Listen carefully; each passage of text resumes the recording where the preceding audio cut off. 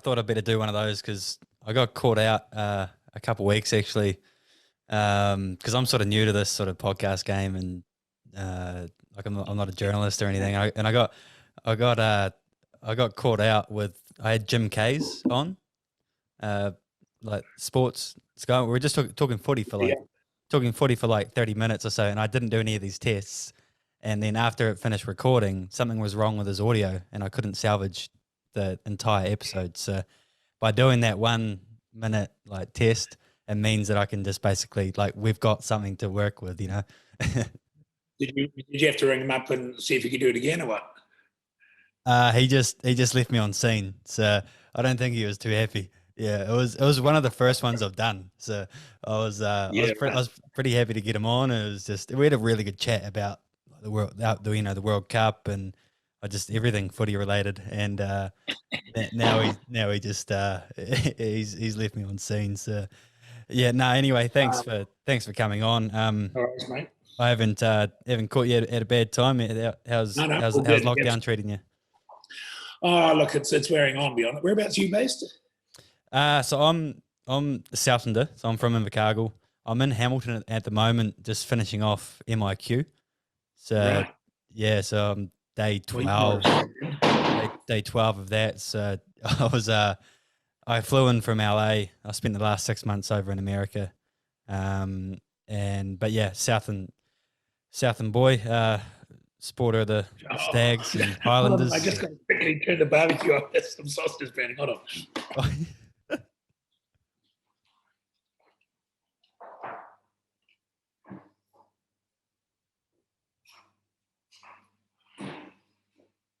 God. Oh, what are the odds? Jeez. What's your dog's name?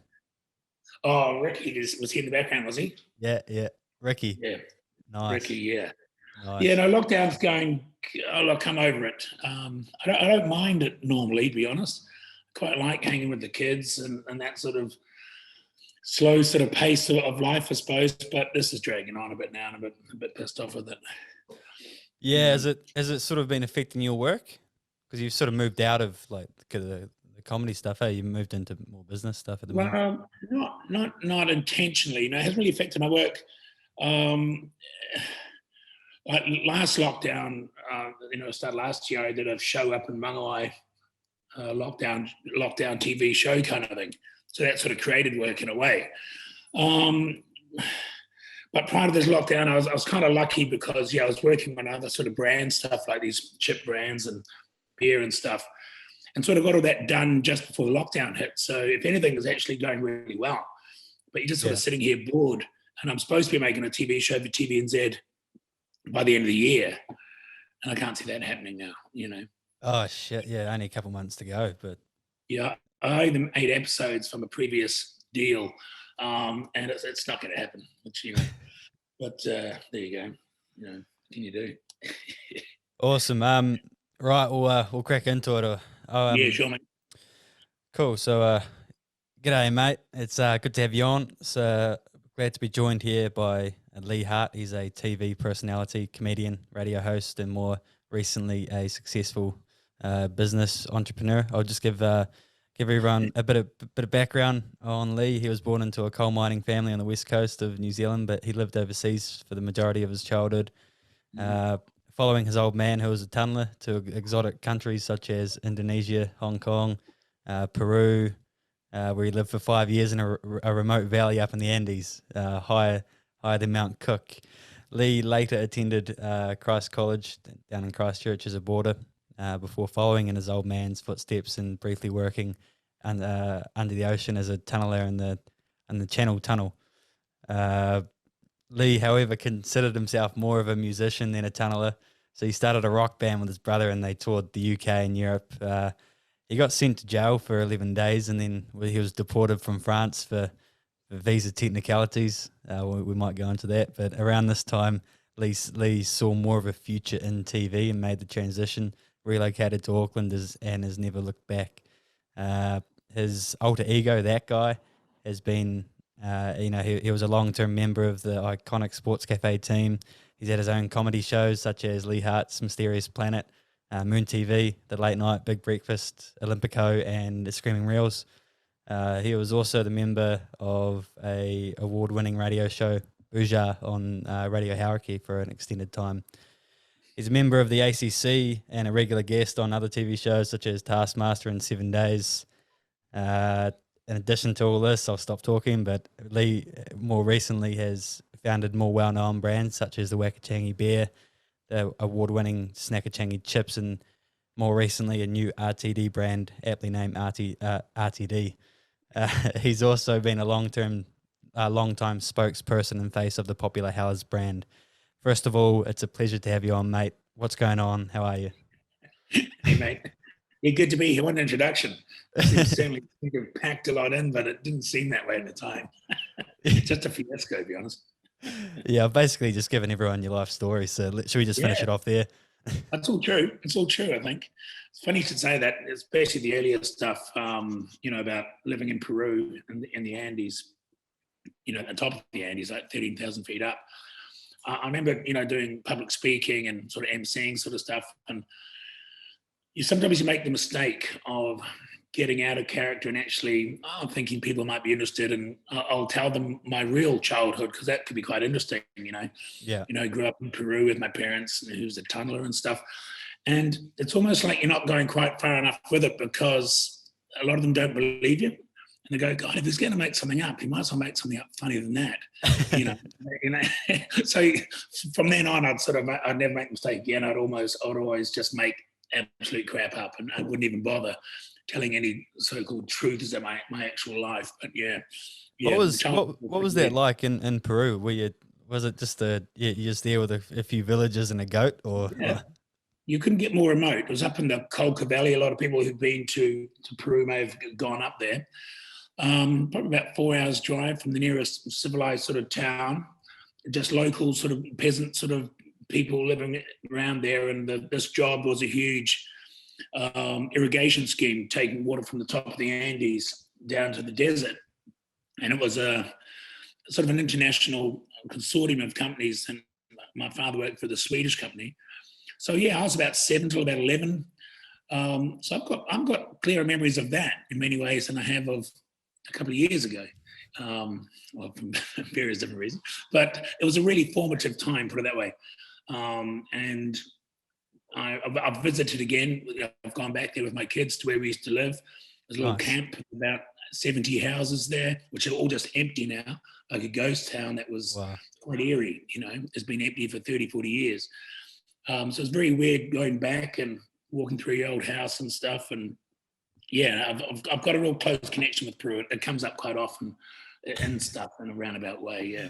My friend Dan Power was a member of the Peru international cricket team, and they he's an Aucklander, but they played like a South American cricket competition, and it was on an artificial pitch. And the first ball of the game, he ran in and cleaned the guy out. He wasn't wearing a helmet, and they'd take him off in an ambulance. So I don't know about the how legitimate that tournament was, but that's only my experience. I don't remember a lot of cricket happening when we were there, that's for sure. Football, soccer was the only thing that they ever sort of seemed to play. But, it's an amazing place. And look, I wouldn't mind going back and living there. If it sounds strange. I've taken my kids back to check it out. Yeah, it's a great place. So why did you get arrested in Europe? What were you doing there, and what was the band called? Okay, well, the band was called Wild Turkey. I'll try to get a short version of this. So you mentioned I worked on the Channel Tunnel, which my father was working on. So I left university after a year in Canterbury, just jerking around really. So he said, look, you're wasting your time. I've got a job on the tunnel if you want to come over. It's good money and stuff. So I went over with my brother.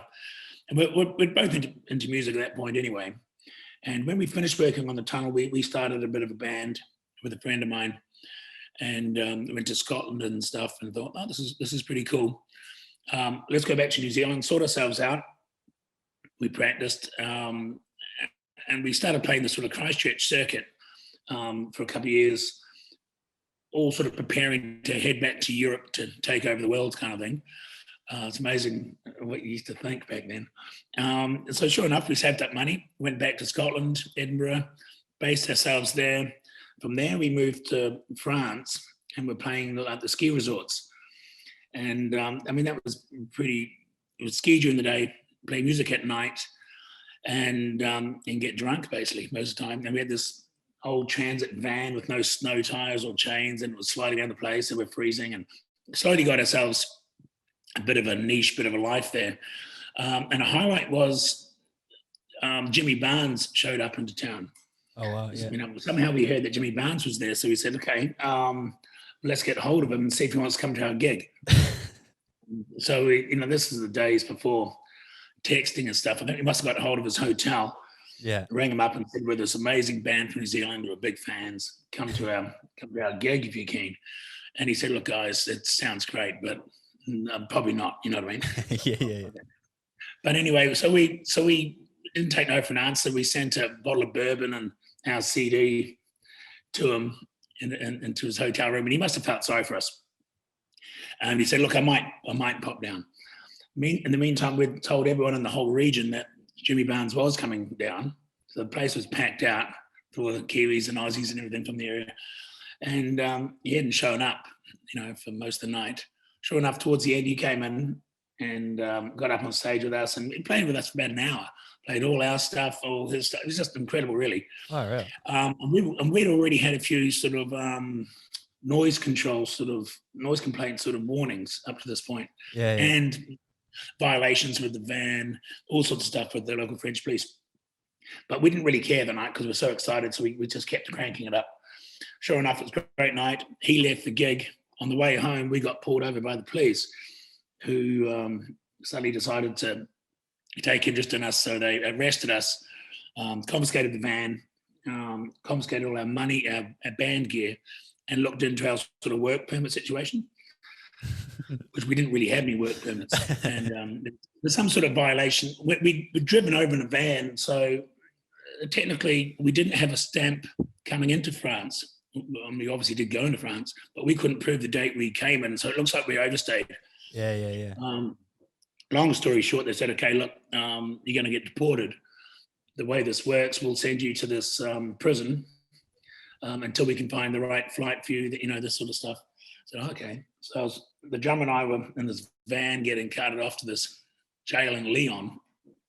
And he was quite worried. He was going, oh my God, we're going to prison. I said, no, look, don't worry about it. It'll just be like a glorified departure lounge. We just can't leave. You know, don't worry about it. It'll be fine.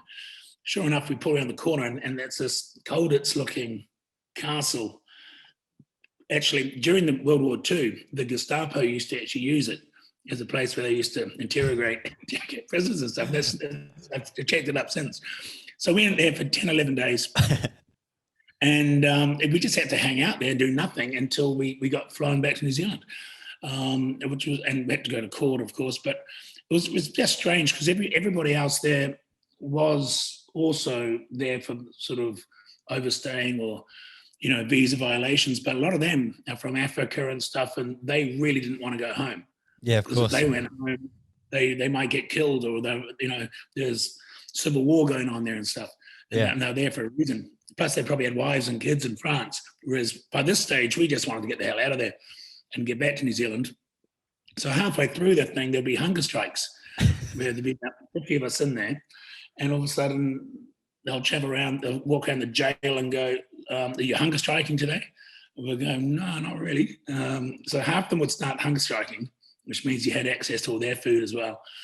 And it's funny because each day, there'll be less and less people hunger striking until the very end. There's just one guy hunger striking and everyone else is eating on their food. But it's a strange time. But apparently we can still go back there. Well, I have been back to France since, actually. Yeah. It hasn't really come back to haunt us or anything. I think, you know, we've just got lost in the system in some kind of way. But yeah, it was a strange time. So you've been on the inside. You've survived. You weren't approached by any gangs or anything. No. It's the best sex I ever had, though, with being there. Actually, the only thing we could do in there was, you know, there's that table soccer game, was that foosball thing? Yeah. That table, there was one of those in the toilets was all sort of dark and dingy, and if you wanted to play it, you had to go in there. And sometimes the ball would fly off, the little wooden ball would fly off into the urinals, so you'd have to go and retrieve it out of there if you wanted to keep playing. It's funny, the first couple of days I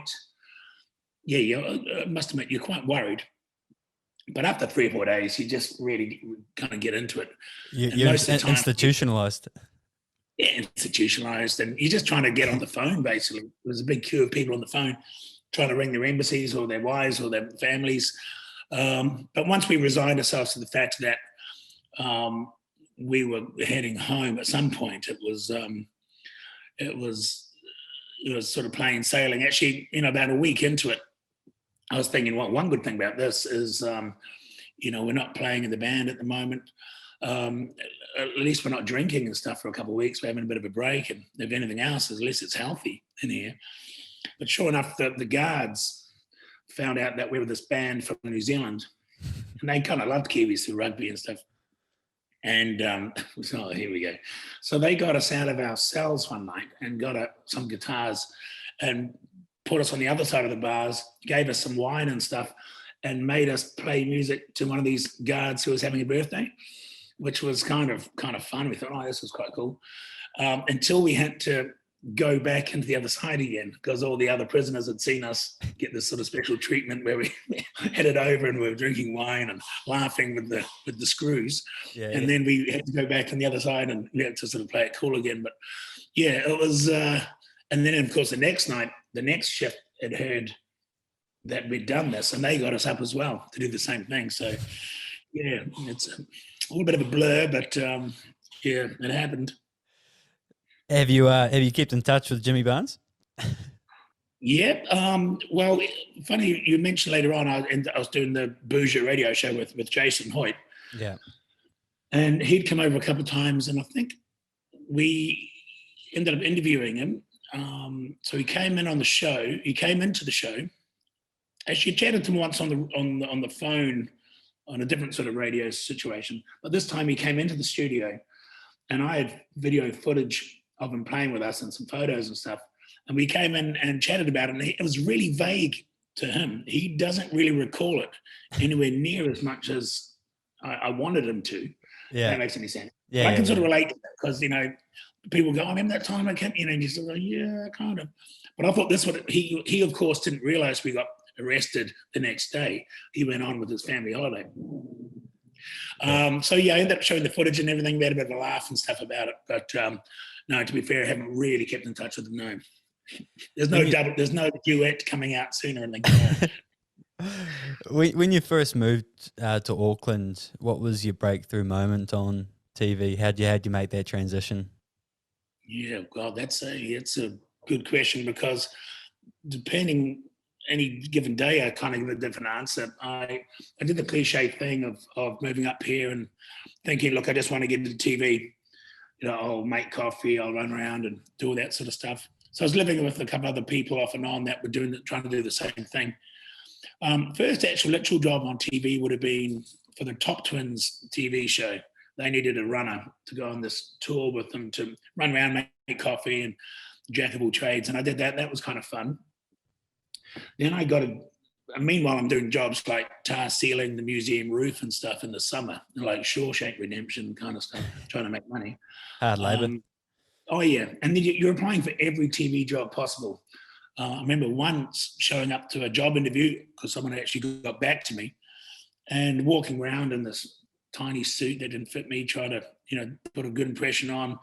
And they were showing me around a contact lens factory, because I obviously just put my CV out to everyone that had the word vision or TV or something in their name, and didn't realize it was a contact lens factory. Wasn't really what I was after. The first break was working for Greenstone Pictures, which is a documentary company and TV company. Sort of a girlfriend of mine, not a literal girlfriend, but a girl who's a friend. Yeah. Her father, John Harris, used to run it, and he gave me an interview. So I got a job as a researcher and sort of coming up with TV show ideas, but on like a 2-week contract, which ended up lasting, 2 or 3 years.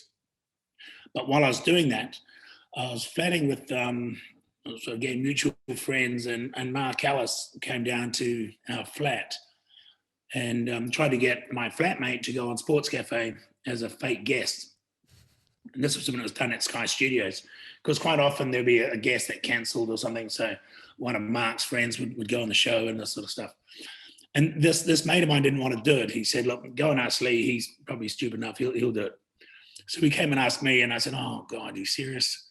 And he has a way of talking you into things. So next thing I know, I'm in a car with Mark, heading to Sky Studios with a Tupperware container full of garden snails, And the gag, of course, was that I was this professional snail trainer taking the snails off to the world champs in the States, And no one else on the show was in on this gag. It was only Mark and I. New Zealand's premier snail racing trainer, are you? That's correct, Rick. If I could just say first, thanks a lot for getting us on the show. You've been ringing a lot. Well, as you know, it's a sport that doesn't get a lot of exposure? A lot of backing. You can. What do you look for in a snail? Well, it's probably easier if I Oh, there's one. What's his name? Frisky, isn't he? That's Scooter. Scooter? Don't pull his house off. Don't pull his house off. Don't pull his house. Are you going to take this seriously? No, Lana just made a crack about pulling his house off. How was that? How'd that go down? It's interesting because at the time I thought it went down terribly because there was no studio audience then. It was just the camera crew and everything. So no one's really laughing. It was just awkward to the max. But we're going through this whole facade and Mark's pissing himself and I'm trying to keep as straight and dry as I can. The rest of the crew don't even know if I'm for real or just a nut bar. So for a couple of weeks after that, I was pretty worried that I'd make a real ass of myself. But it turned out that we'd done okay. And Rick, who was running the show, a space came up and he said, look, do you want to come on full time? Because he knew I was doing TV in a roundabout way and just do a regular spot. So that's kind of how that started. And from then, I suppose, on the off season of the Sports Cafe, I thought, shit, well, I've been doing all these little comedy clips and very, very few of them had much to do with sport. It was just an excuse to get a camera out, a different way of doing a Crusaders interview, really. Or a blues interview or cricket team interview, and just take on a weird tangent. So I thought, why not make a so-called regular comedy show when we're not doing Sports Cafe? And that was, I suppose, was the start of Moon TV. But yeah, it seems to make sense now, but at the time it really didn't. Yeah, hindsight's pretty glorious in that fact. For people listening, can you explain the defensive bomb? Yeah. Okay. Well, that even goes further back. So when I was in Christchurch, before I moved to Auckland, I was at film school for 6 months or so, and to fund that, I needed to sort of make some sort of money. So I started up a magazine, a newspaper called Moon, funny enough. Yeah. It came out monthly. It was on a lunar cycle. And I'd write the whole paper myself, the fictitious articles, very much like the Onion sort of style stuff. And there was a sports section in there, and a friend of mine and I were doing it. And we came up with this fictitious sort of local club rugby legend called Brett Gibson. Hi, Brett Gibson, Gibbo, remember? Defensive bomb behind the post. Went up, caught it, scored, all the way. Slice of conversion. I'm here, hey, it's rugby.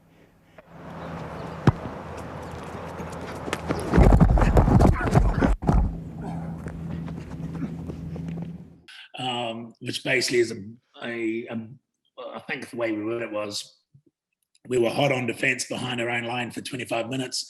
I was standing at first five. Don't know why I was there. I shouldn't have been, because I was playing wing or something. I'd had enough of all this tackling, so I just put a bomb up behind my own posts, put everyone offside, recovered the ball somehow, and then had a 100-metre runaway try down the other end, and became this legendary move that, only he had pulled off. And I suppose once I moved up into Auckland and started doing Sports Cafe, and I thought, shit, that was a good old yarn. Let's bring that back into it. So there's an element of recycling this, not the same old stuff, but it's not really recycling when you bring it into a different medium. You know, there was so much of the stuff that I'd written in that Moon newspaper, which I would, now that I was making TV, there was just like a whole lot of scripts that were already there that I'll just trawl through and go, that'll do, you know. So for years, I didn't really have to write anything that much because I'd done sort of hard yards. But the defensive bomb, yeah. And now it's sort of gone full circle and become someone in my family that apparently did it, you know. Yeah, nice. And sometimes it's me, it just depends. Or you had a famous uncle or someone, yeah. Great Uncle Kenny. Yeah. Great Uncle Kenny. But he's also responsible for the hospital pass as well. He invented that, 1947. Nice. Oh, shit, Apparently good year. Oh, yeah, he ended up chucking, in a trial match, I think 23 hospital passes in the first half, you know, to the man outside him. There you go. You know, that kind of thing. The skip pass, he invented that as well, which basically meant they used to skip him out all the time. So he was indirectly responsible for it. So when you're interviewing like rugby guys, like around that time, I was a couple of nights ago, I was watching a couple of your interviews with like Ruben Thorne and Dan Carter and stuff when they were just training on the field. Were they aware of like what you were trying to do, or were they just like, who the hell is this guy? Last time we met in Wellington, I asked you when you're on the field for 80 minutes, how you go about doing poos. And I realise now that was wrong and unprofessional to ask that question. To even be talking about poos at that sort of time of night, 8:30 time slot, I think we were then. We're on TV2 now, so I'm taking my job a little more seriously, and on that note, good luck this weekend. Thanks, mate. Cheers, mate. But yeah, because a lot of those interviews were, say, on, you know, Tuesday or something, you know, a couple of days before the weekend game, because I think Thursdays they tended not to have too much media there. And that it's weird because they would see, this is a good example of editing, and they'd see the finished product from the previous week. You know, I mean, that crazy interview where the blinds fell on me and stuff, and or some silly question, or, you know, and because they're prepared for it to be, let's hope, funny or, you know, off the wall, they imagine it's going to be like that while you're actually doing the interview itself. But often that's not. That you're just sort of going through the motions a bit and setting it up. Sometimes you'd ask a stupid question like with Ruben Thorne, you know, what do you do if you need to do poos halfway through a game? And you know, you have to ask that, and, you know, to get that kind of result. But a lot of the other stuff was more what was going around, what was edited in later on. You know, the mayhem getting to the press conference, the interactions with the other media that are there. It's all sort of layered up. Put it this way, I was never comfortable. I don't want to use examples of people we know, but I was never really comfortable doing a full-on Borat type thing, or almost, dare I said, a Guy Williams type of thing, where you actually go into a press conference and really make a dick of yourself, if you know what I mean. Yeah. Two reasons. Firstly, you wouldn't get asked back again the next week. Yeah. You know, it wouldn't take long before you were banned, and you wouldn't be able to do it anyway. And secondly, it just wasn't my personality to do that. I was more about the big finished product being funny, and them being comfortable with it, them trusting me. Look, so often I'd pull them aside and say, look, you don't worry about this, where it's going. It'll be fine. You'll come across great. I might look a bit of a dick, but don't worry. I was never about taking the piss out of the players. And funny enough, it worked well, that style, because you could ask a couple of silly questions and do something physical that's funny, but then you ask a serious question, you know, about what's happening with the team or something, and because they've been disarmed slightly, they'd actually give you a straight answer, you know, quite an honest answer. Yeah. Compared to the same old sort of written ones. Yeah. You know, that they always, that they just go into sort of a mode, and the journalists are asking the same things. And you also build a bit of a relationship with those sort of players too. They have a bit of a laugh and sort of become your mates. A lot of people since have done a similar thing, but it was a combination of I suppose occasionally having to do something kind of crazy at the time, but more of it was about trying to do something a bit different or filmic, or, you know, just a different angle on the same old interview, really. Because I remember seeing you do the same thing with the Black Caps versus South Africa. I showed my mates this a number of times. So that video of you, I think it was starting out in like a Hyundai vehicle or some sort of sponsored vehicle, and you came in and knocked the fence off, and then you're interviewing Jack Callis, like, you know, talking about box sizes and the funniest thing in that video, it was only like a 2 or 3 second thing, but it was when you were facing the Northern Districts or those boys coming into bowl, and you're just like cover driving them like in the nets. It just made it look like you were just smoking them. It was I gold. did. That was you know, because I'm not the greatest cricketer. It's hard to get on a decent outdoor surface because of the weather conditions, and then you get onto outdoor surfaces as we get into the summer, and it's just getting out onto the paddock and putting it together, and if we can do that, we'll hold our heads up. But you do get this sort of, what do you call it, like a Kodak Courage thing sometimes. They had the tiny little pads on. Yeah. Yeah, I remember that. And I think he bowled a good one. I just swung at it, and it was just cover drive, and it looked really good. So I think from then on, he thought, well, he's actually probably not too bad. Maybe he played quite a high standard of cricket kind of thing, which trust me, I didn't. So we put a short one in and got me right just under the chops there.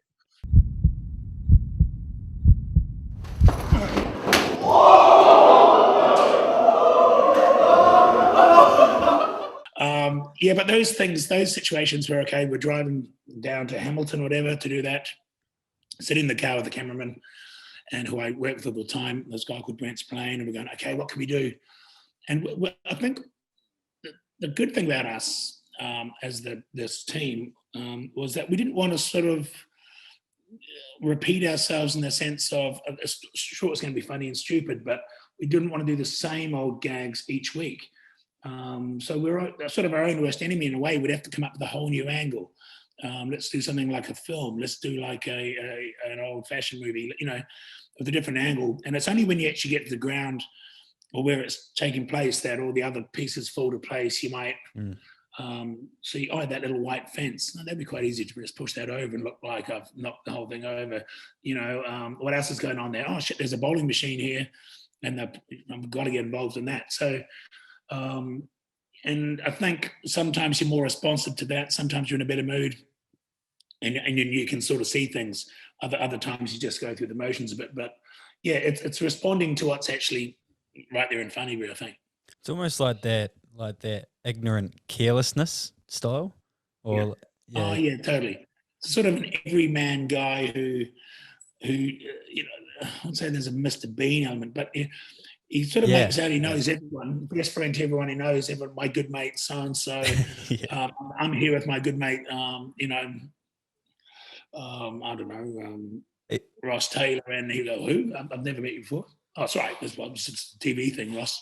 You know, it's a matter of just, he's a sort of over familiar character who just shows up, and I'm sure he'll stuff things up, but he'll be oblivious to it and doesn't care. He'll just move on to the next thing, and no matter how disastrous it was and what caught on fire, next week's another week, and you know, all in all, it was quite a professional performance. I thought, you know, that's what this character would be thinking, I think. So it's very self-mocking character, I think. It's very you almost find that type of guy or that type of character in any sort of tradie smoko room. You know? Oh yeah, totally. Yeah, you do. It's a very Kiwi character, and I've never got this Kiwi comedy thing where people go, "Oh yeah, where did you get the Kiwi comedy from?" I think it's just comedy, and you're right. We've all met people like that, and it's really hard to get really angry at those kind of people. As well. They're sort of nice people, and they're not trying to be mean or anything, but you know, you're at a press conference in Australia and you're asking a couple of serious questions, and then the Venetian blinds collapse on top of you, and you get wrapped up in them, and then you ask a silly question at the end, whatever. You know, it's the joke's on you, and that was always the important thing for me. You know, we'd go to great lengths to ensure it was. Even the editing, if someone looked uncomfortable, I'd make sure that it didn't look that way, you know? So when they watch it, they go, shit, I looked a bit of a dick. He took the piss out of me. Because next time they'll be wary of you, and you don't need that. So the first comedy series that exposed me to your style of comedy and sort of TV personality was the Mysterious Planet show. Oh, yeah. Yeah. Where did that idea originate from, and like more importantly, how did you get it over the line? How did you secure the funding for it? Yeah, that's actually the probably more serious question. I've always loved a bit of a TV. I love TV and media and stuff, and all those old school documentaries about Bermuda Triangle, Atlantis, and UFOs and stuff. Not so much now because they've been so saturated, but growing up, I used to love that kind of stuff. Does Bigfoot exist? And most of me knew he didn't, but part of me thought maybe, imagine he did. So I was really familiar with that style of documentary anyway, just from watching so many of them. So I always thought, when it comes to TV, I love traveling, and I love TV shows that give you two or three. Basically, it gives you the ability to do what I do with Sports Cafe. Mm-hmm. That character, which is sort of in front of the camera stuff going wrong, incompetent stuff, getting ink on your face while you're interviewing someone. So you've got the interview stuff going on. You've also got the voiceover stuff, which you can chuck on after the fact. So if something's not quite funny enough, it's not over yet. You've still got voiceover. And you've got the piece to cam thing where you can walk and talk to a camera and say something stupid or totally non-factual with a straight face, believing that it's factual. So it was the perfect vehicle to check all those kind of things in there. And rather than doing a documentary on just straight animals or geography, it's a little bit one-dimensional, whereas with the mysteries, they're all very different. And plus you get to different countries. So I think the first Mysterious Planet, so TVNZ, there's a bit of a clerical error, if I remember rightly, and somehow they had some money left over for something.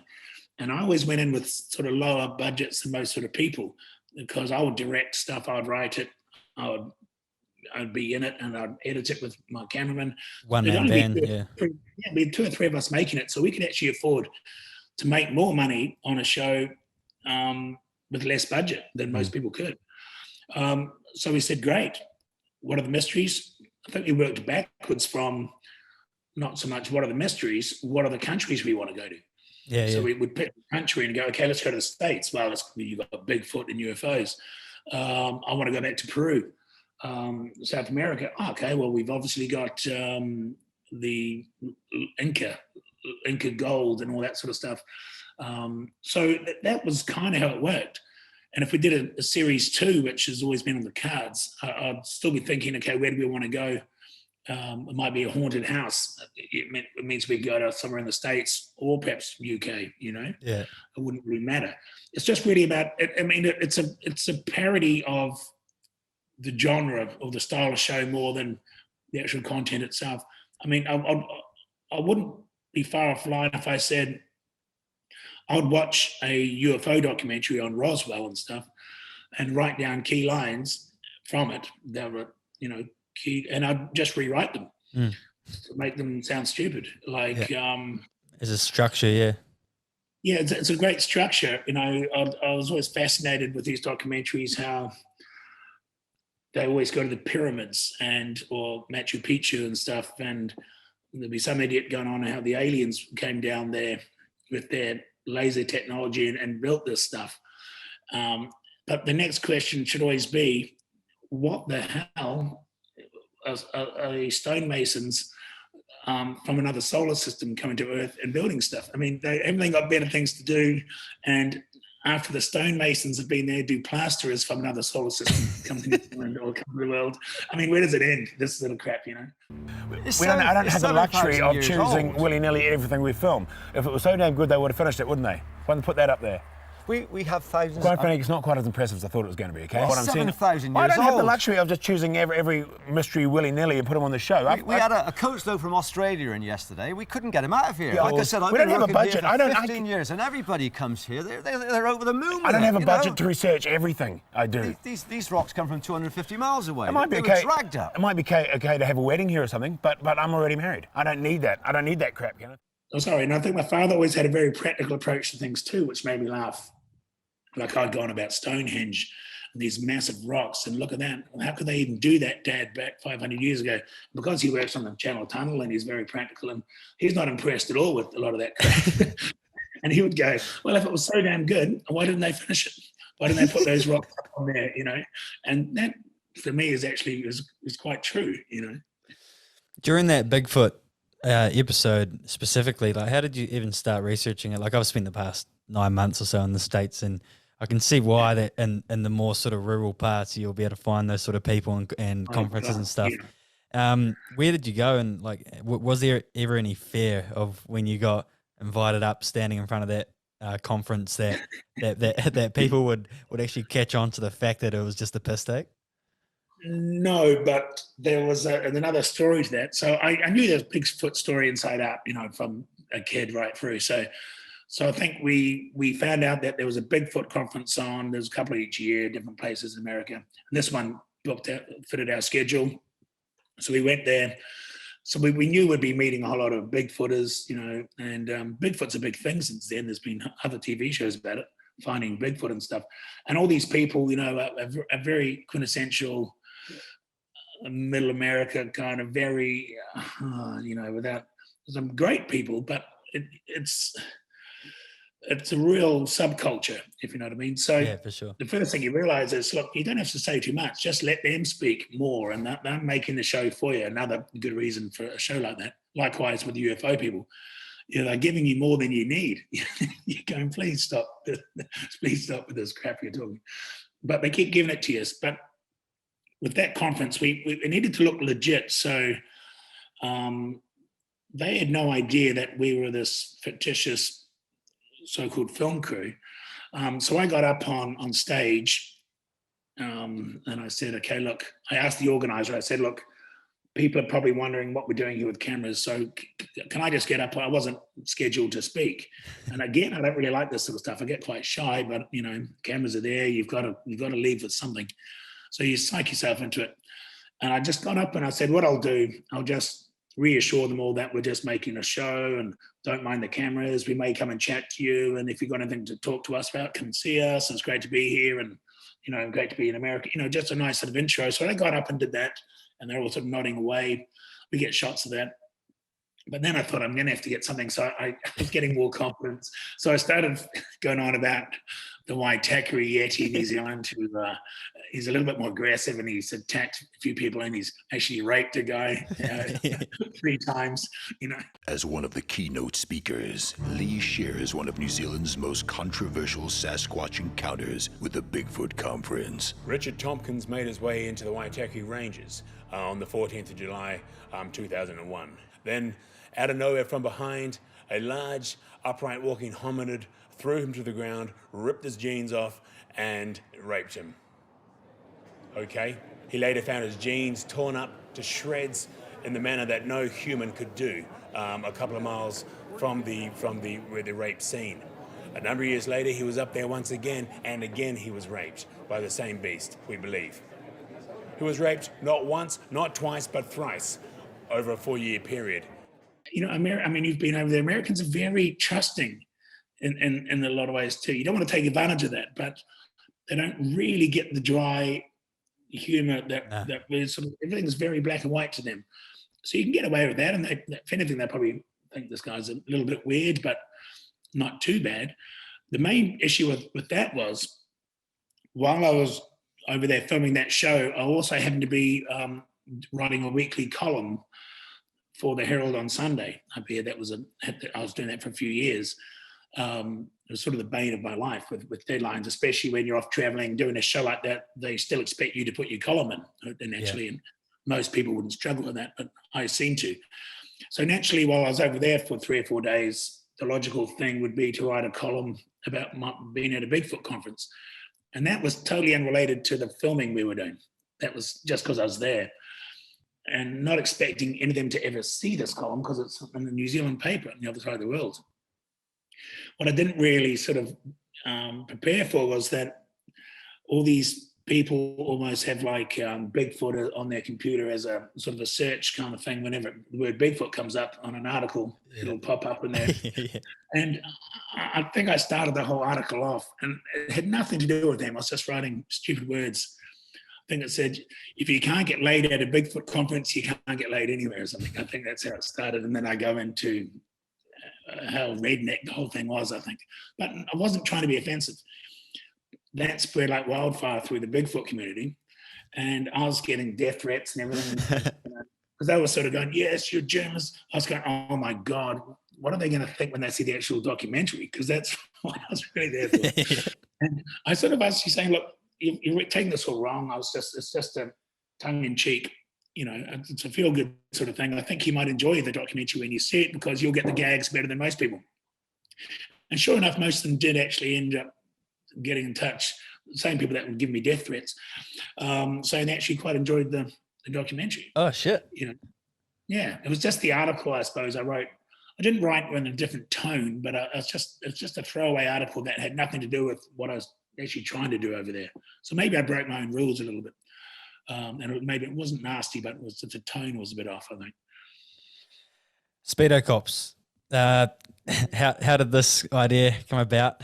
And like sort of secondary to that, like, do you think that you get away doing that sort of stuff in like today's society?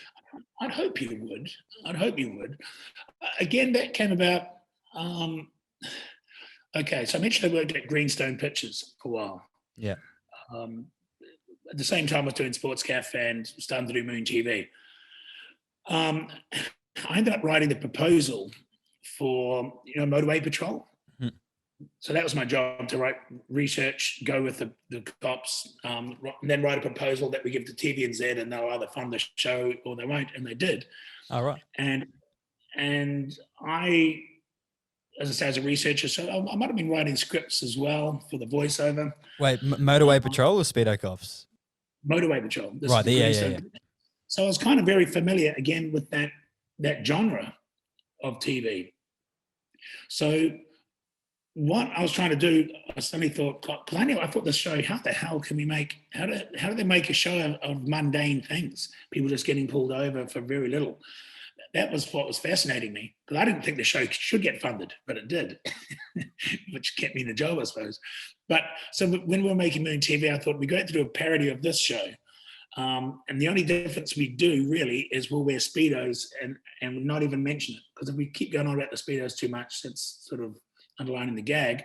And really it was a parody of reality TV. It could have been because that was one of the first reality TV shows. It could have been any of those shows, really. It was about making shows about nothing really happening, and a voiceover dramatizing it, but then drama. That's where that came from. I used to write that so many times on Motorway Patrol, but then drama. Constable Taylor has found the number plate is not the same as it should. It's just in the actual pitch. Like, oh yeah, that was it. But it's you just change it slightly. So you take the Speedos off us and don't do that. Put the pants back on us. It would not be far off, actually, Motorway Patrol word for word. Of course, we'd take a little bit further, and that they'll be incompetent and stuff. But sometimes we had a lot of police that used to enjoy it, but there used to be some police that used to be offended by it, thinking we're taking the piss out of police. And I can see why they'd think that. But for me, having worked on the actual show, it was really about taking the piss out of that genre of TV. Of the TV production company, more so. Oh, hey fellas, I thought you'd knocked off for the day. It's 1 o'clock, sir. Is it? Must still be on New Zealand time. So about 16 hours ahead, the day ahead. Chief Inspector Reeves is clearly having trouble adjusting time zones. All right, perhaps one of you fellas make me a cup of tea. I'll get on that, sir. Thanks, fellas. Thanks, sir. Do you still find yourself, like, I noticed that there's a trend of sort of either being worked on previous shows or like using the style of shows to somewhat mirror your own ideas. Do you still find yourself subconsciously doing that, watching some shows today? And do you think, like, you're watching, I don't know why you would, but watching like Love Island, you'd be like, I could do a really good idea with that, or like... Oh, totally. Yeah, we often do, actually, because I mean, breakfast shows are the same, right? Yeah, it's almost like it's actually got harder now because some of those shows got so ridiculous that it's hard to take the piss out of something that's really is taking the piss without. I mean, it's a bit like that whole thing they used to talk about. It's hard to take the piss out of Trump more than he was already. Exactly. Yeah. Once the shows had got so extreme, Love Island and stuff. But having said that, that would still be easy to do. The problem nowadays is there are less people seem to watch those shows than they did back in the day. Everyone would know exactly what you're talking about, all the nuances and stuff. Now, if you get too specific, and I'm doing a piss take of Love Island, the Love Island people might get it, but not everyone else is getting all the little lines. So you have to be more generic. Is it the voice, and it's a, what do you call it, a compilation of a lot of those different shows. Taking the piss out of a specific show nowadays would be a bit harder, I think. But, it depends on the genre. I mean, look at Balance and Paranormal. That's, you could argue, still a genre of reality TV, I suppose. It's almost like Speedo Cops. But, yeah. And the other thing, too, you see something like Love Island or Treasure Island, and you go, oh, God, I can't wait. I'll wake up tomorrow. I'm going to take the piss out of this. It's so ridiculous. But it's only about a day later, you go, you know what? No, I can't be stuffed. I'll run out of enthusiasm before the show, before we get round to it. It doesn't have, those shows don't have the same hold over the nation anymore, I don't think. Yeah. I absolutely agree. There's just so many options online as well. People have got way more options to sort of consume. It is harder to do a direct piss take of certain shows. And someone actually once told me, even Joe Bennett, I think maybe said to me once, you wouldn't be doing a direct parody of something, because if people don't know the original, you've lost half them anyway, kind of thing. Having said that, there's been really done. We did the Hamster Man thing on TV. That's not a direct take of anything. It's just a reality show of what worse thing. Again, it's a piss take of TV, that someone at some stage went along and pitched a show to the network saying, I know this guy that runs a pet store. He's really good talent. I think we should do a reality show on him. If that makes you laugh, I think you're halfway there, because how the hell did they pull that off? And where did they find him? And what's his backstory? There's more questions than answers, if you know what I mean. Where did you come up with just using those techniques or... we were making Moon TV, and I used to live off Dominion Road, not far from this pet store. Yeah. And I'd been in there a couple of times because they had a dog and stuff. And there was this kind of... I'm sure he's not watching. This kind of not sort of guy. He's a nice guy, but he was in there, and I'd be in there buying pets or something. And he'd be in there long enough to realize, how the hell is this guy making money? He's sold a squeaky toy. He's done this. He's done that. And it seemed such a futile kind of, not taking piss out of his business, and look, I don't think he was a drinker or anything, but he kind of looked like he would have been. Looked like a sort of a bit of a washed up sort of guy. And I think we went back to my flat with a couple of guys I was filming with that day, back to my house. And I hate to say it, I think we were kind of hungover from the night before, and it felt like a funny idea at the time. And back in the days when you sort of followed through on half ideas, which I'm glad I did back then, but I tend to not do so much now. So I think maybe the very next day, or even that same day, we went down to his very store with the camera, and I had the jersey on and the fake moustache, and he had no idea that I'm kind of, I looked nothing like him, so it's not like I'm trying to mimic him. Yeah. But I said, look, do you mind if, are you familiar with our show? And I don't know if he was or not. Do you mind if we just film here and we'll just keep to ourselves and don't worry about it? And started off quite sort of low key. And he said, yeah, no, go for it. So next thing you know, I'm just wandering around the store pretending I own it. Yeah, no, they have been tricky. As a businessman, running like a pet store and stuff is 24/7. Sometimes 3 or 4 days a week as well. So it's very busy. You don't have a lot of time for relationships with women and stuff. But I used to be married, with my first wife Tina. But she left me. Colin's first wife was an arranged marriage, arranged by the SPCA. She took half of everything, leaving Colin with half of nothing. Then Colin lost a lengthy court battle, enabling her to give back the other half. And we're just kind of making up as we go, and people would come in and I'd interact with them. Then we've got the voiceover, and Colin's having a bit of a slow day, so he's going to shut early today. So all he needed some voiceover, some interactions, and running around, and an example again of nothing really happening, Like the funniest bit there, it was like really subtle, like incredibly subtle. But there was a customer, I don't know whether they are an actress or not, but she was looking at fish, and she moved something behind, and you're like just a close up of your eyes, and you're like, are you looking for fish? Are you? Like. Yeah, it was a great character to play, and it's scary. It scares me how easy I play that character. It actually really does, because you get in the mode and the voice comes. Because I'm not really a character kind of actor, to be honest. But that one does seem to come easy. He's always drinking out the back. He's such a flawed sort of character, but again, he's slightly endearing. You feel sorry for him. He struggled to get to work after pouring petrol on his diesel car or something, or. Yeah. Everything at the start of the day is a disaster. He shuts early every day because he's got no customers.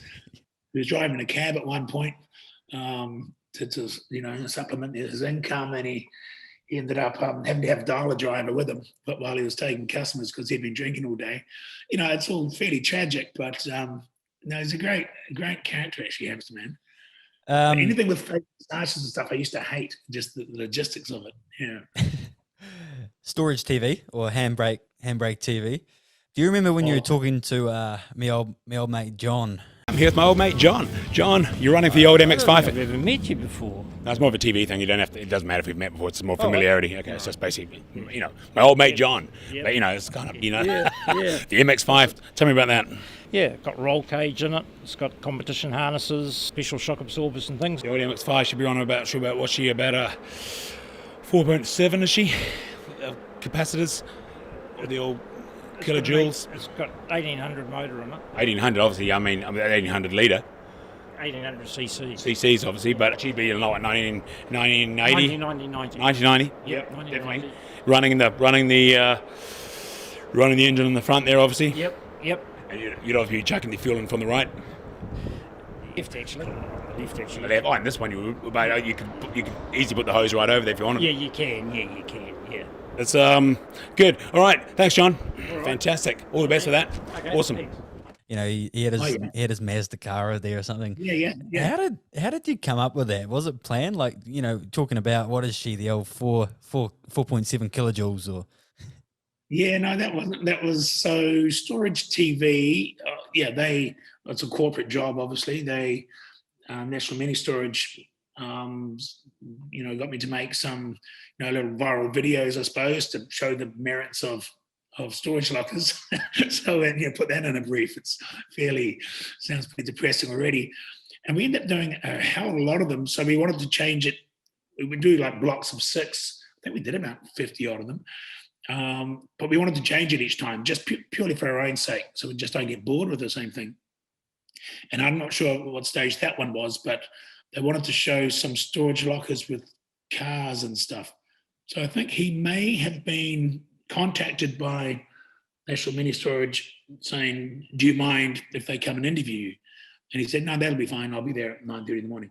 So other than that, there's no preparation at all. So I just went over and Did he know it was going to be a joke? No. Can you imagine getting that email and being like, "We want you to show your storage stuff"? Then again, by that stage, he might have recognised me, I suppose, maybe from a sports cafe or movie. He might have thought, "Oh, yeah, it's probably going to be light-hearted at least." Right. And it was, but because we're not actually making jokes, but actually just acting really dry and stupid, he's not sure whether I'm that inept with my car knowledge or whether it's all scripted. So, and I am pretty average with sort of car knowledge, average enough to get things wrong like that. So it's just a matter of just going for it. It's pretty funny because Road It's course 60. Yeah. I've used it a few times with my mates talking about tire pressure and stuff like, oh, you know, what sort of tire pressure you're running, and it's just, yeah, if you can keep a straight face, it's just gold. And here's the Kiwi stuff too, that we all want to be, you know, as blokes want to think we know about cars and stuff, but so most of us don't really, you know. You talk about, oh yeah, you're looking at someone's outboard, you suddenly become a marine mechanic, like you know what you're looking at. I don't know. It says, oh cool, it's quite big, isn't it? It's a black one. No, I don't. Like really, it's amazing. Just the other day, I was with a mate who's into boating and stuff, and that just stopped me. I couldn't believe some of the crap I was pretending to talk about. And not even that interested in, you know. That's strange. Late night big breakfast, speed cooking in particular. How did you come up with the concept in general? Was it one of those sort of mirror situations? The speed cooking or late night big breakfast? I guess the show in general, and then we'll go into speed cooking. Yeah, because speed cooking actually started back in sports cafe days and just kept getting sort of shoveled along into later shows all the time. Oh right, let's talk about that then. Well, speed cooking was one of the earlier sports cafe stories. So what would happen? We'd have a meeting on a Monday with sports cafe, and I never wanted to film on a Monday, but we had to get things done by Wednesday, edited. So chances are I'd like to film on Tuesday, which meant we had to sort of stay up late editing on Tuesday night or editing on Wednesday. So Rick Sleetso would say, head down to Hamilton and interview the Chiefs or something like this. And, oh, God, another rugby interview. And we got to a stage where we'd sort of almost do the opposite to what he wanted. And one day I was in this little apartment in Mount Eden Road, sitting there with Brent, who's sort of staring at me going, because he's the one that has to do most of the editing, going, let's get on with it. What are we doing? Got an idea yet? Got an idea? And I've always been one of these people that would rather put something off to the 11th hour and come up with a good idea and go for it, because I think that's probably going to save you time, as opposed to, okay, let's just do something now that we're not really happy with and get it done kind of thing, you know? And it's quite stressful for other people, that attitude, I think, because you're putting pressure on them. But we're just sitting there, and I just felt one of those moods where I didn't really feel like interacting with people, you know, where you have to go and put a microphone in someone's face and look at them in the eye. You know, I just felt not very social, I suppose. So I thought, wouldn't it be great to do something just here in the apartment? And because it was a sports show, the very sports first speed cooking was, let's make out like cooking is a sport, how quick you can do like a 3-course meal. So I think in the very first speed cooking, I had tracksuit on and a headband and stuff, which I lost later on because we moved on just, you know, to cooking. And we said, okay, quick, let's just do it right here. In the kitchen, we pretty much just go for it. And let's try and do this before my partner gets home as well, you know, because she'll be home in about 2 or 3 hours. We should be able to get cleaned up. And next thing you know, it's done in a constructed kind of way. So people that you don't want to just go in there and throw stuff around, because that doesn't even look that funny. No. So we're doing it in quite a sort of a filmic kind of way, this shot to that shot, eggs and milk going everywhere and flour sticking to the roof. And it finishes off with me lying on the ground with the fridge literally on top of me with milk pouring out all over the place. Yeah. And just as we're trying to get that shot, my partner walks in from work, you know, and just, oh God, you know. So that was the first big cooking. We did about 4 or 5 after that, which tended to make their way into Sports Cafe or Moon TV. There might have been about 7 altogether. And they got slightly more, what's the word for it? I wouldn't say funny all the time, but slightly more technical and slightly more, you had to take it up a level each time. We had a live band there once. Yeah. We had 2 people a couple of times. We had Joe Seeger, the cook, with me once. Yeah. That was a goodie. But anyway, whose kitchen was it? Joe Seeger's was at Joe Seeger's kitchen. Are you serious? Yeah. So to her credit, I think she was number 3 or something. I got in touch, and she was sort of in the country there, and I said, "Are you keen to do speed cooking?" I sent her a clip. She said, "Yeah, sure, sounds great." And I said, "Look, I'll get in touch when I know where we're going to do it." And she goes, "We'll do it at my kitchen, because that's where I do all my filming." I said, "You sure? Have you seen the clip?" Yeah. And she said, "Oh yeah." I think to her credit, as a chef, she knows that mess can cleaned up, I suppose, is the, as opposed to somebody who's not a chef who probably freaks out about it. So that was great. So we really got amongst it. We sort of cleaned up afterwards, and she was great value. It takes about an hour to cook, so we better get going. I'll get the eggs.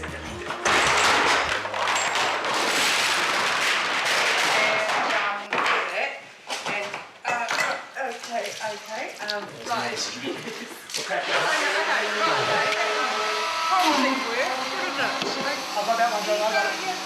It's quite a good idea to not do that. Crack up about 1,000, I'll just keep going.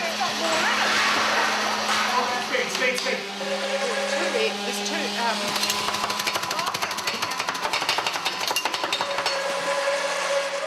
Bouja, Radio Hauraki.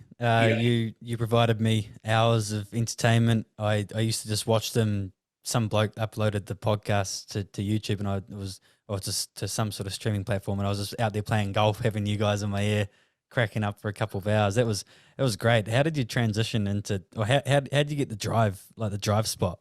So we were as part of the ACC, and I think there was talk of doing radio with the rival network. So I'll tell you what, why don't we give you to a radio show on Saturday mornings, just 1 hour on Saturday mornings, like a sports-based show. And that was where we first, so we went to a studio, just talked rubbish really, and developed those sort of just talk everything but what you should talk about sort of. And then that 1 hour show ended up getting us a 1 hour every day before the drive show. Yeah. That Mikey Havoc was doing. I think this is how it happened. It's a bit of a blur. But so we're doing a 1 hour there. So that was quite cool. But it didn't seem quite enough. And then there was sort of changes adrift at the network. So we got offered the whole drive show. So we went from 1 hour on a Saturday to 1 hour daily to the drive show. And that was about 5 years of that. So time flies. Like after a while, you developed quite a brand on, when you're getting guests on, such as like Bill English, and you're conducting interviews in ways as to not let them speak too much and sort of to get carried away on like seemingly irrelevant things, to go down tangents. And you'd always, was this always the focus with you and Jace? Was the person being interviewed always clued up and that it was a sort of a joke? Yeah, sometimes. You notice the jacket? It's just something I threw on, but it's doing well for me. But back to politics, if we could. Think about the system since about '93, I think. MNP. Do we really understand it yet? The old MNP system. Or do you know what it stands for? Well, that's it. Well, no, hang on. Can I just clarify? What are you saying? We'll talk about the system that we have here in New Zealand. Yeah, MNP. MNP, yeah. Do we understand it yet, Bill? Do voters, more importantly, understand it? Yeah, I think they sort of do. Well, they understand MNP, Prime Minister. They don't understand how to vote. MNP. That's what it is a MNP. It's not MNP, it's MNP. That's what I said, MNP. What are you saying? Pardon? It's German. What did you say? Well, it's a German system. Well, it is a German system, but it's MNP, isn't it? Yeah, that's what I said, MNP. No, you're saying MNP. What are you saying, Bill? What would you call it? Prime Minister, it's MNP, isn't it? M for mother. Yes. N for Nelly. P no, MNP. Oh. M for mother. Mother. For mother. Mother. Whatever. Petal. Well, do we understand it? Obviously not. The good thing about Jace, you don't have to give him too much script in that sense. There might be odd key line here and there. But really, he's very good at sort of running back with the same thing in his own sort of words. And that's why it feels kind of real and so forth. But every now and then it would need a bit of a boost or a bit of a real hard connection or something to, not a punchline, but, something to just give it a bit more sort of spark. But as I say, that's why we worked really quite well together, because we could go off on a tangent, quite nicely, without too much prep, and it's quite rare that. It is. Let's move on to some funny laughs, I'll tell you. Oh, it was fantastic to listen to. Moving on to the business side of things. What was the origin story of Wakachangi? How did you go from being a TV personality and comedian to starting a beer company? Yep. It's amazing how everything is just so literally connected. The word Wakachangi came from a sports cafe episode. I was at the Waikato River doing a rowing story, and I was trying to just describe the river itself in a more sort of glamorous, sort of dramatic way. So I was going, the old Waka, the old Misty, the old lady, the old Wakachang, the old Wakachangi, the old Waikato River, you know. It was just kind of pointless. And it kind of resonated with some people, sort of forgot about it. A few years later, we were sitting in our office, there's just the three of us sitting there. We must be in between things or something. Sort of said, look, I'm thinking might start a beer brand for a laugh. And maybe what would be a good name? And I thought, well, maybe Wakachangi would be quite good. So it sounds a bit like the Changi, which is a beer over in Asia and stuff, or and it just seemed to have a ring to it. So I sort of jumped on Facebook, and just back in the days when in Facebook you get a lot of reactions, and said, look, I'm thinking of starting a beer brand called Wakachangi. Thoughts on that kind of thing? And it just kind of went ballistic, I thought, shit, I've got to do it now. So I just got in touch with some beer companies to see if someone would want to make it on my behalf, which is the Christchurch Brewery Harringtons did. Long story short, it was working really well from a brand sense, but financially it was probably going to get us in trouble if we kept doing it that way. And I hooked up with McCashin's Brewery in Nelson, and they came in and sort of, they looked after the beer side of it, and I would do the branding. And that's a partnership we still have. And that kind of led to, the spin-offs like the chips. But to answer your first question, I think the need to make the beer, probably, it wasn't a financial thing. It came from I remember between TV shows, you'd go to the Wellington Sevens or something, or watch it on TV, and there'd be so many people dressed up as Speedo cops and stuff, and there'd be people dressed up in hamster man costumes, and part of you goes, wow, that's great, and it's awesome, it's quite humbling, but it also, you think, are we getting enough credit for this? Not as in financial credit, but the problem with TV is you make a TV show, it's on for 6 weeks, then you spend another 6 months pretending to make another one, and then it's on 6 weeks again. And I thought, wouldn't it be great to sort of keep the story, keep things going between that time, between TV shows, keeping the sort of the love out there, I suppose, or the vibe. So I thought, a product or something would be the only way to do it, and hence the Wakachangi, I suppose, and then the chips. Yeah. What's been sort of a challenging aspect? I mean, the whole thing must be challenging, but to start that new business, was it the supply chain side, or was it the marketing side? You said you looked after that. What were the sort of challenges or surprises that you encountered?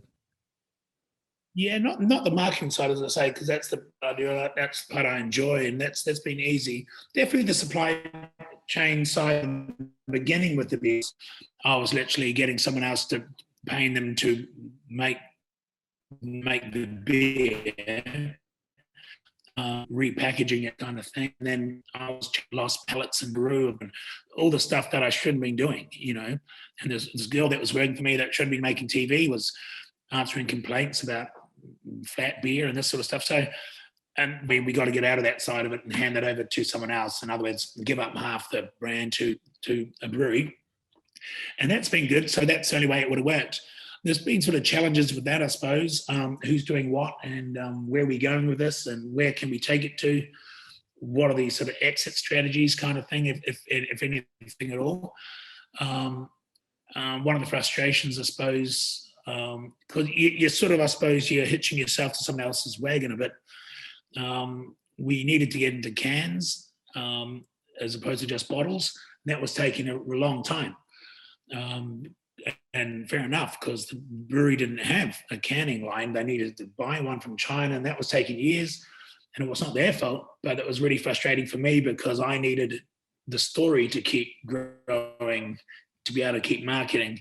Otherwise, I'm just saying, hey, here's beer, Wakachangi, drink it. Yeah. You can't just say, hey, I'm Leigh, here's beer, drink it. You need to have something to say, by and large.